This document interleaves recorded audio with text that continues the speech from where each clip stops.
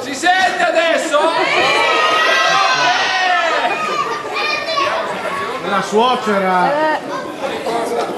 Allora, visto che il microfono non funziona, urliamo. Allora, siccome devo fare un messaggio, un altro applauso perché sto veramente...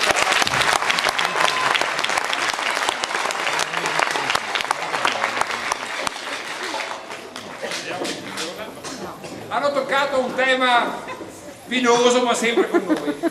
Lasciamo la parola adesso al portavoce. Vuoi il microfono?